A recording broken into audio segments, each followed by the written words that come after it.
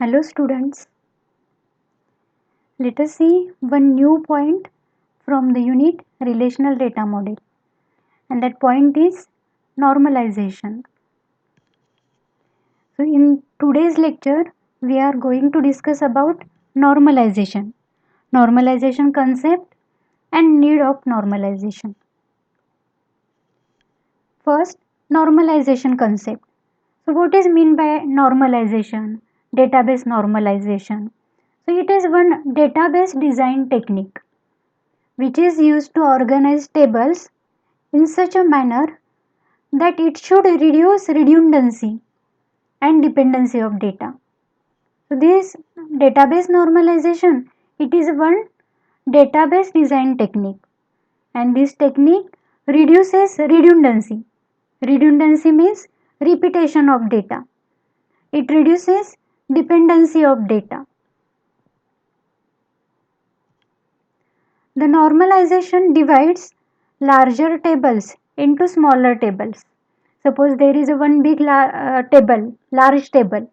Normalization process will divide that larger table into multiple smaller tables.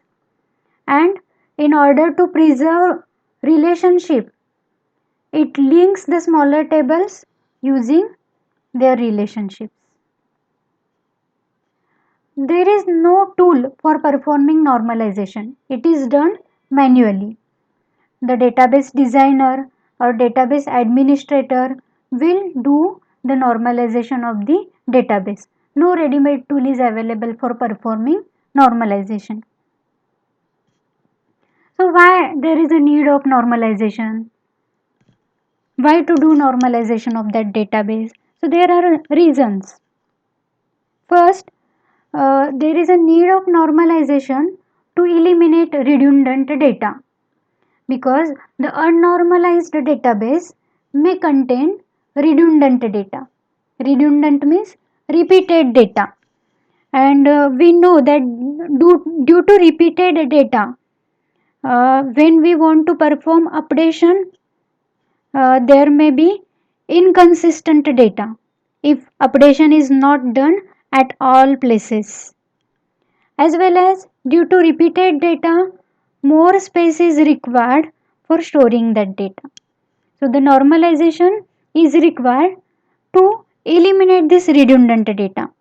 If this redundant data is eliminated, then the side effects of this redundant data will also be eliminated. Again, there is a need of normalization to ensure logical storage of data. Due to normalization, data is stored logically in systematic manner. Normalization is required to overcome insert, update and delete anomalies. So what is mean by anomalies? Anomalies means problems in performing these operations. So if database is unnormalized, sometimes while performing insertion operation, problem may arise. You may not be able to perform the insert operation successfully, or when database is unnormalized, problems may arise while performing update or delete operations. So let us see uh, insert, update and delete anomalies with the help of one example. Suppose this is an unnormalized database. There is one table in this database and it is an unnormalized database. This table contains information about the students of one organization, and that organization also conducts some extracurricular activities like swimming, badminton, etc. So this table contains information of these activities also, and the students which are participating in these activities. So this is a unnormalized table. Now try to find out primary key attribute of this table. In previous lecture we have seen that key attribute is the attribute which is having unique value in the table. So see whether roll number RNO This attribute can work as a key attribute. Here you can see data, but it is not having unique value. Here 101 is repeated, 102 is repeated. So we cannot use roll number as a key attribute or primary key. Of course, name cannot also be used as a key attribute. Here also values are repeated in rows. If you see activity code, here also values are repeated. A2 is appearing in two records. A1 is appearing in two records. So we cannot use activity code as a key attribute. So what should be key attribute of this table? So here roll number comma activity code. Combination of these two attributes will work as a primary key of this table. So this primary key is a composite primary key. Roll number comma activity code. They together will work as a primary key. Here you can see combination of roll number and activity code. It is a unique in this table. Here 101 A1, 101 A2, 102 A2, 102 A3. In this way, the combination of roll number and activity code is not repeated here. It is a unique. So we can use it as a primary key. So this is a original unnormalized database. Now let us see what is meant by insert anomaly, update anomaly, etc. So insert anomaly. So inserting a record. Suppose we want to insert a record of newly started activity in the table, and to this newly started activity no student is enrolled yet, because this is a newly started activity, so still no student has enrolled for this activity. Here you can see for swimming activity two students have enrolled, roll number 101 and 103. For badminton activity two students have enrolled, 101 and 102. For cricket activity, only one student has enrolled, roll number 102. Now, we want to suppose that organization has started one more activity, and as it is recently started, no student has enrolled for that activity. Now, that organization has to insert record of that activity. That activity code is A4, name of that activity is soft skill, activity fees is 2000, like this. But as no student is enrolled for this activity, the RNO, name, address, mobile number, these fields will remain blank, or these fields will remain null. But will it work? Because we know that roll number and activity code, this is a key attribute, primary key, composite primary key is there, and roll number is also part of primary key, so it cannot be null. So how can we insert this record?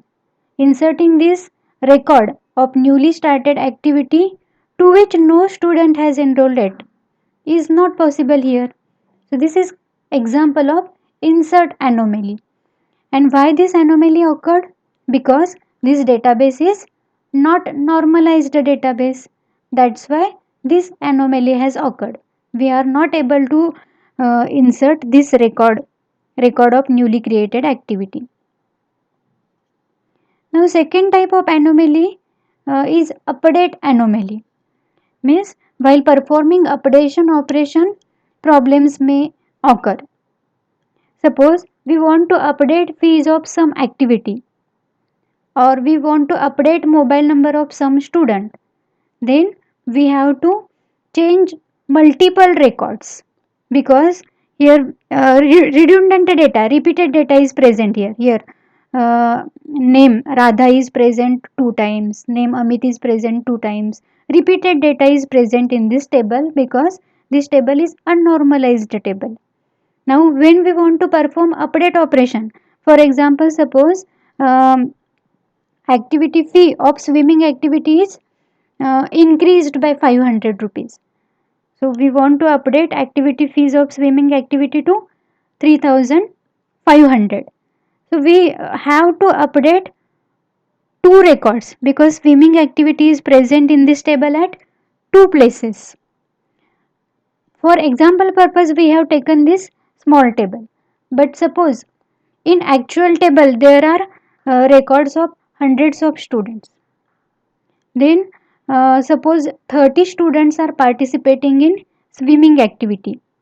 Then we have to change fees at 30 different places.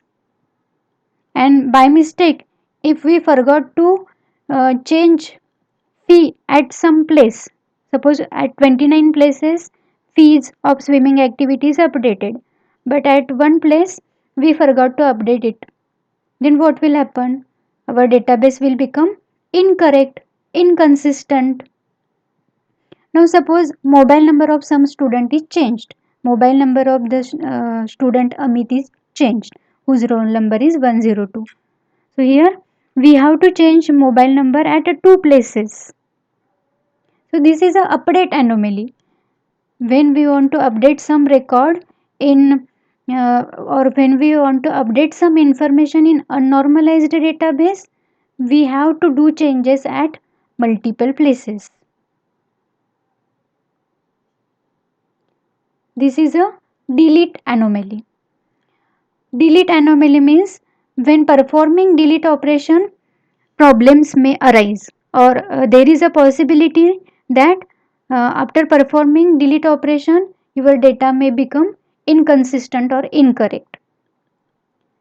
So this anomaly occurs when data of some attribute gets lost because of deletion of data of other attributes in the same record.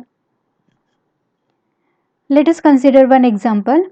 The student whose roll number is 102. Suppose this student want to cancel his admission. He has cancelled his admission.